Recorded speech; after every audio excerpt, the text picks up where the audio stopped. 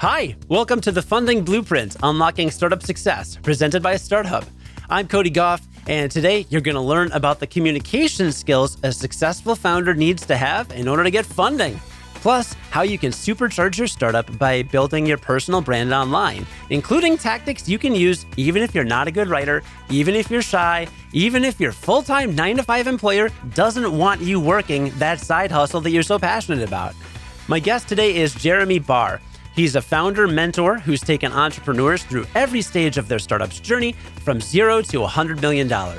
He mentors CEOs globally across 300 calls a month. He's a multiple-time CEO. He's been in the C-suite at several companies. And right now, he's COO and general partner at Montelier Capital, a half-hedge, half-venture capital pre-seed and seed fund that invests in metaverse-enabled companies. Jeremy is based in Houston, Texas. To start our conversation, I asked him, having worked with hundreds of entrepreneurs, what's the single most important thing they can do to ensure success? Here's what he told me.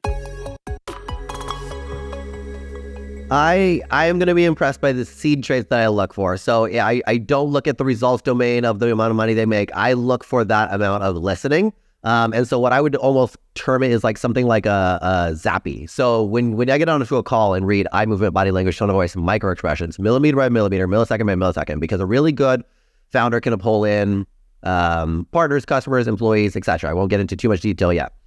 Which means great communication is important, which means listening is really important, and nonverbal listening is really important. So when I get on a call and I see somebody's really good at reading those nonverbals and it's back and forth, we're able to communicate nonverbally, that's a high-powered person, and that's really impressive to me. So nonverbal communication, and you can pick up on that over a Zoom call or over a Skype call, that's just fine? Yep. How do you teach that? How do you train that? Is it different than teaching other communication skills? So I tell people to go and communicate to a lot of different people every day. Experiment with talking with different cultures, countries, personalities, genders, education levels, income levels. Talk to lots of different neurodiverse people. Just feel into it, get really, really good at it. They're going to get good at it in a less deterministic way, and then we can get into more of a deterministic way. So Jeremy, when you coach a founder and you can tell there are a lot of different things that you could work on, what's the thing you start with? Like, what's the most important problem to fix that just precedes everything else? What do they really want out of their life? Most people do not know what they really, really want in life. And of the people that do know what they want, it's not actually what they want. They haven't dove deep into what really drives them as a human being. And this causes the most cascading issues and the most massive issues, because when you don't really know what you want in life, you then start to chase different shiny objects. You then don't have a way of using a priority system because you don't have the clear values or clear goals. Then you end up chasing this product, this advertisement, this company, etc., and you don't get anything done. You spread your time and your energy out, and you spread our investor capital out, and then you don't get your company successful, all because you didn't go deep within yourself to understand what do you really want in life, as opposed to most people come in with, I have a cool company idea, and they dive into that. But we really need people to dive into what do you really want, because that's going to drive the focus and the directed capital returns.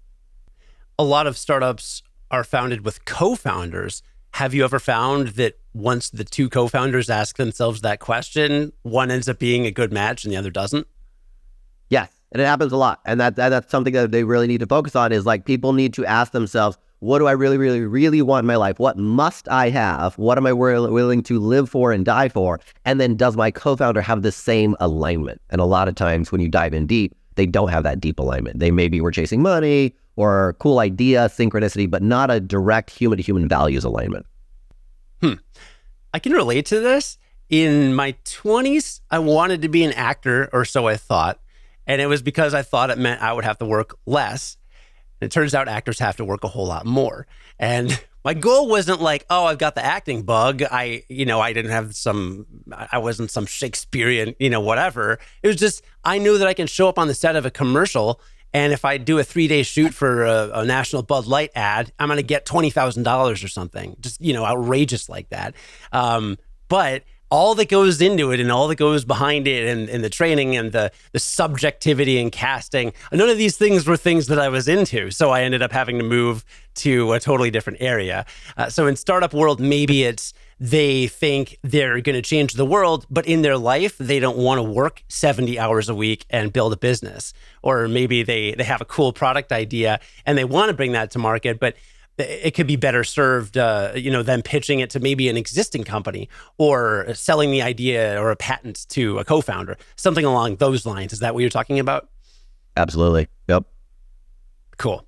So, Jeremy, your long-term plan is pretty ambitious. You want to build the world's largest investor and founder network to the tune of more than $100 billion to drive impact towards 3 billion people. Now, big companies reach a lot of people. Facebook alone has 1 billion users. Why are you looking to startups to hit such a big number? So yes, so it's not just startups. For me, it starts with startups and then it will go to lower market, middle market, enterprise. It will go to later stages as well. Ultimately, however is most efficient to get to 3 billion people impact is the goal. And it will start with startups. But why startup? I mean, startups are small, right? They're just starting, right? They don't have an existing audience or an existing impact. How do you chart a path to 3 billion? That's such a big number. You look at cascading effects, right? Like one company can impact a lot of people. And so by impacting the founder or a set of founders, you can impact a lot of people through all of the customers that they do.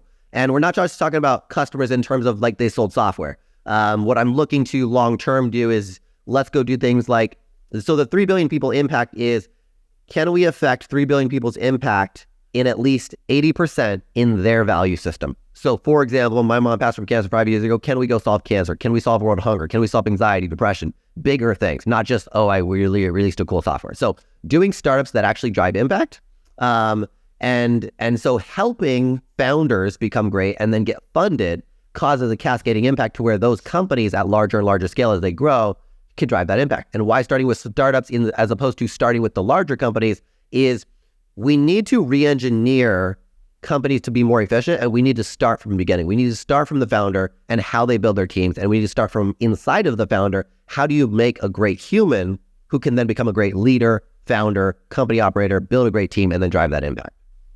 Okay. Well, I want to make sure that this podcast helps you. Startup founders are listening to it. On your LinkedIn profile, you say that as an investor, you need quality deal flow, and this will help you achieve that 3 billion impact. What is quality deal flow, and how can a startup founder help you get that? Yeah. Quality deal flow is ultimately, when we say quality deal, when I or any investor says quality deal flow, ultimately the deal is the founder, right? So quality founder. And what is a quality founder? It's a quality human being. You can't invest in a company based on product because that's going to change based on market, customers, and employees. So then you look to the founder and you're like, well, can I invest in the founder? You look and you can't invest in the founder's hard skills like engineering or sales because that's going to be dwarfed by the first 5 employees, 50 employees, 500 employees.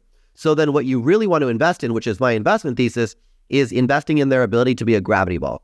That means a founder's ability to attract customers, partners, investors, and employees, those 4. And to do that well, you have to be able to communicate to and relate to a wide variety of people at scale, which means go talk to people of different genders, different ages, different education levels, different income levels, different personalities, different countries, different cultures, different neurodivergences, etc. This is what makes you a really, really good founder. And so if you want to do that, you want to get better at your communication 2% every day. If you look at company compounding growth, 6% month over month growth, you can take $1 million to $133 million in 7 years, the median time to IPO.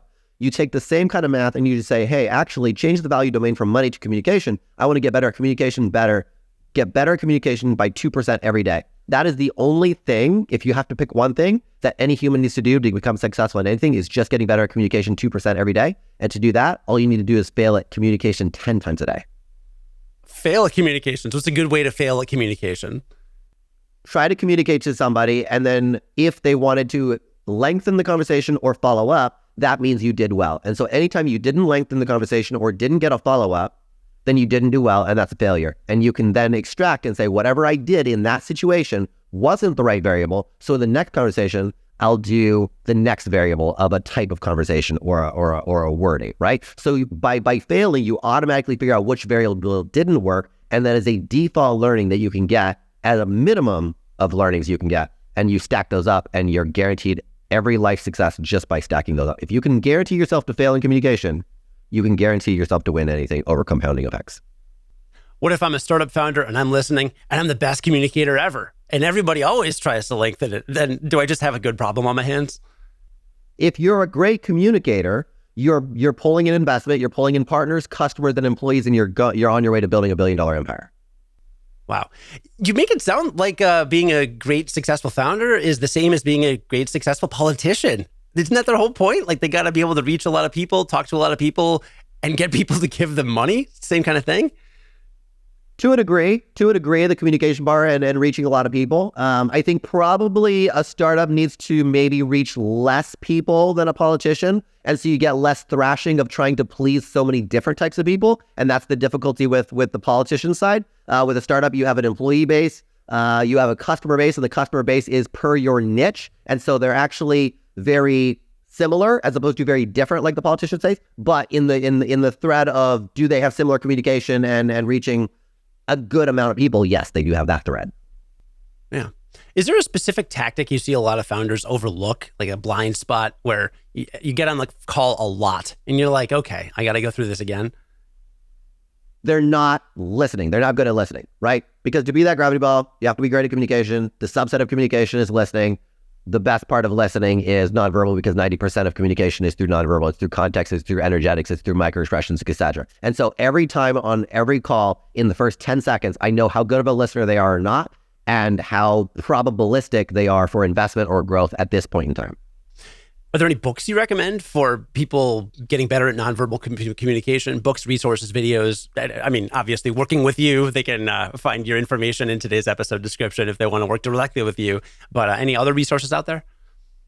I think you can go and find books on body language, and I've read them, and that's good. But more importantly than that, don't necessarily try to pursue books or podcasts for this type of a thing. We're talking about nonverbals. That means millimeter by millimeter movement, millisecond by millisecond on a call or in person.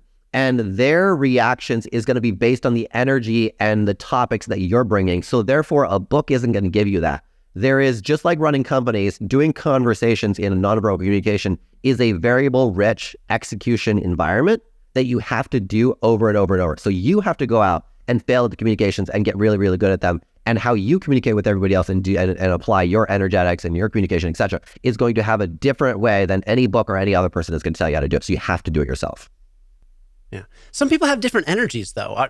Are you, like, what kind of universal characteristics do you see in that kind of nonverbal or the energy or whatever it is? Like a very low key person is going to be on a podcast or on a call like we are, very different than me, right? Like I'm super expressive, super blah, for better or for worse, right? So people just aren't that way. So where's the happy middle ground? What's the universal kind of characteristics? So there's not too many universal characteristics. Universal characteristics would be something like listening and being able to produce the result that the other person wanted. Everything else, like if you're outgoing or if you're not outgoing, those things aren't going to matter and they're going to vary, and you can still be successful whether you're outgoing or not, or whether you're expressive or whether you're not. They're going to differ, especially across cultures and across personalities. The other universal thing would be that you need to be a bit of a chameleon. You need to be able to dynamically adjust to each personality, to each difference, because everybody is so different in the way they communicate. And that's the part about getting good, is understanding so many differences. And so what you'll notice is that if you're going to be truly good at addressing all of those differences, you have to listen really, really well first. And you have to listen to those nonverbals so that you can assess, who is this person on the other side of the call? How should I be reading them? How should I be communicating to them? Because it's going to be very different. So the universal part that you have to listen so that you can adapt to that difference is very important. And is that also true in text communications? And what I'm thinking of is I tend to mirror the writing style of the person that's talking to me, right? If they send me a Slack message with no capitalization or punctuation, I'm going to send them that back. If they send me an email with random, with bold lettering around certain questions for me, I'm going to do the same thing back.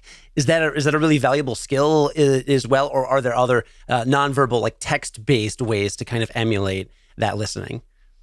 Yep. So the listening in like text-based, email, text messages, etc., you would listen and be like, is this a 3 exclamation type person? Is this a 1? Is this all period type person? And let me respond in the same way, right? Like when you're talking to an investor and you're like 3 exclamations, then they're like period, period, period. Like you might want to show them that you're a little bit more serious because maybe they want to feel your seriousness, and other investors, they want to hear your excitement, enthusiasm. So if that investor gives you 2 exclamations, you can give 1 or 2 back because you're going to match it and mirror it, because at the end of the day, communication is done well when the other person receives your intent, not one direct way of communicating.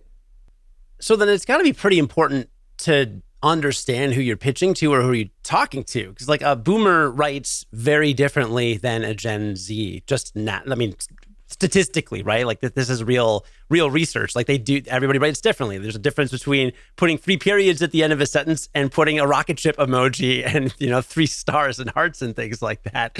How important is that pre-work, as a communicator? Do you think cultivating that skill to do it on the fly is really important, or should you always do some research no matter how good you are at that communicating? I think if you get really, really good, I do 300 calls a month, sometimes 370, right? Like you can in the first few seconds, you'll absorb what you need to absorb. And then by the 7th or 9th second, you're already adjusted to what they are, right? But it might take other people, it might take 20 minutes or 30 minutes to figure out who they're dealing with. And so regardless, you can always look at their profiles. If they have online profiles, LinkedIn, etc., you can look at the profiles and see how they wrote their about, how they wrote their social media posts, and you can kind of pick up on those. And again, it's going to take a lot of iterations, just analyzing lots of profiles and then getting on the call and seeing how it matches up and then getting good at those. But yes, you can do a lot of research until you get really, really good. And then pretty much you can do it all on the fly. Sure. 30 to 90 seconds to read a LinkedIn. That is great advice. And maybe they don't talk the way they write. I think I did enough online dating back in my day to know that you can't judge somebody just from the way they present themselves in text. Sometimes you think you have a lot in common, and then you get there and you have a terrible time, and so do they. So I want to get a little more tactical on, since you work with so many. And in communicating, social media is such a big part of everything. LinkedIn is such a big part of everything.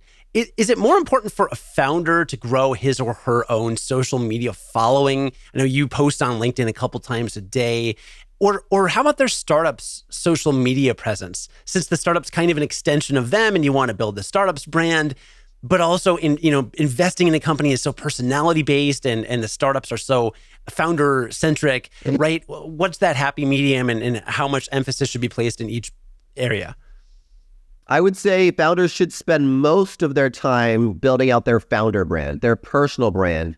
That's going to ease the essentially customer acquisition of people into their founder brand, which then can transfer at a lower cost to their company brand. People will be attracted to humans more than they will entities. And so if you try to go to the entity first, you're going to have a higher customer acquisition cost. We're not even talking about product and price points at this point in terms of customer acquisition cost. We're just talking about customer acquisition costs in terms of getting them to follow a page versus your personal page, company page versus personal page. It's going to be a lot easier to get them to follow your personal page. And then it's going to be an easier rate to get them to, even though it's a secondary hop, it's still going to be easier to get them to follow your company page after they go to your personal page, because people care about attaching to humans more. What if I'm a founder and I'm shy? It's something to either practice or find a co-founder who can, because if you can't pull in customers, you can't communicate well, you're not going to pull in investors, partners, customers, and employees, and you're going to fail the company. So you either have to practice and get good at it, or bring on a co-founder or somebody who can, because you slash the company as a whole needs to be able to pull that in. Now, what if I'm not a great writer? Do I find somebody to help me write, or do I explore other mediums of communication? Both. You can find other people to write, or you can explore other mediums of communication, and you want to be able to do it mostly in the communication that your customer is preferring to use, right? Or for the ICP, right? So it could be video or text that's most conducive for them. So how about where does TikTok fall in there? Because we all associate TikTok with Gen Z dancing in Target. Every time I go to Target, there's at least 3 people dancing. I can't wrap my head around it. I feel like such a get off my lawn fuddy-duddy. But I've heard TikTok is great for B2B. There's brands on there. There's actually a lot of business communication. Is that viable in your opinion? Yeah, I think anywhere where there is attention, and TikTok has a lot of attention, a lot of eyeballs watching all the videos, right? Anywhere where there's a lot of attention, you can capture that attention. You have to be really, really, I mean, in every case on social media, you have to be really good in the first like 5 seconds or so, maybe 5-8 seconds of capturing somebody's attention. On TikTok, it's probably like 1 to 3 seconds you have, because it's much quicker videos there. It's much quicker. So you have to be able to get good at capturing somebody for 1 to 2 seconds, and then using that capture to capture them for 3 more seconds, and then 5 more. And then you slowly get up to more and more attention capture, where you can fit a larger messaging like a B2B product that is larger in size of word surface area and price point. So it's a mathematical thing that you just have a smaller starting point on TikTok, but you still essentially have the same attention expansion funnel. Yeah.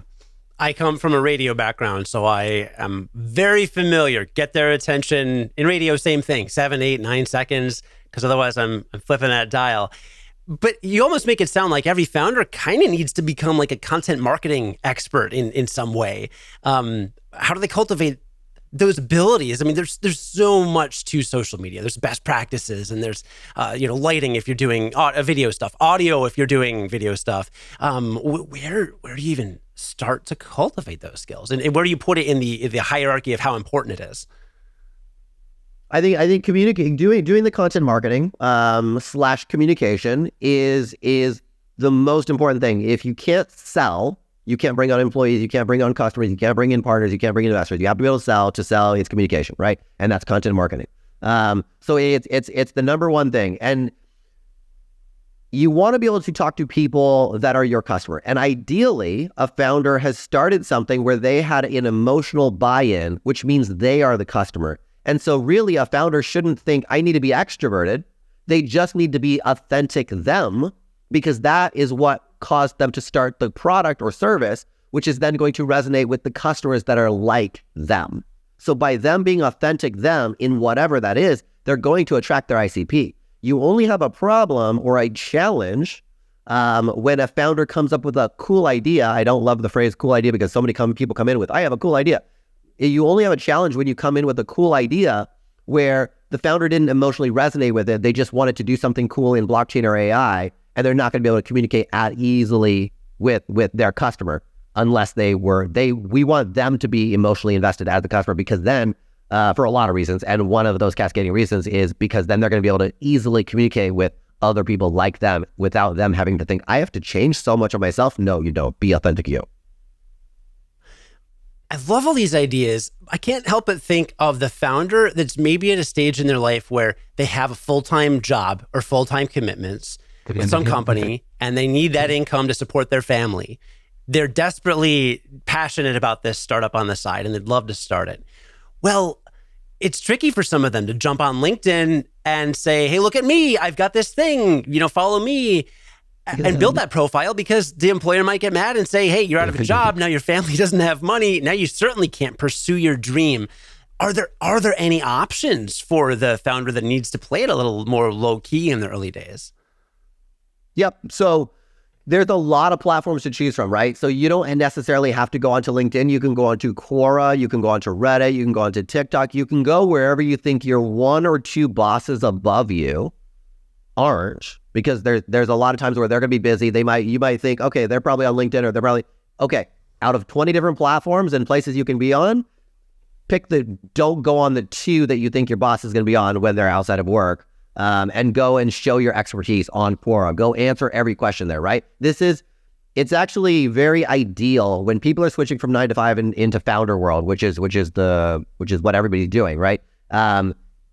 The easiest way to start the company isn't that you need so much time to go and start your product. A lot of people try to start that product. You actually just need to talk about your content a lot on every single platform. So find something like Quora, go answer every question. All you got to do is do that for 1 to 3 hours every night. Be obsessed about it. Ideally, if this is something you emotionally had as a problem in your life, or as a desire in your life, you love it. And so burnout is a function of time and energy. You won't burn out if you're truly aligned for it. And you can go and do that on any of the platforms that your boss is not on.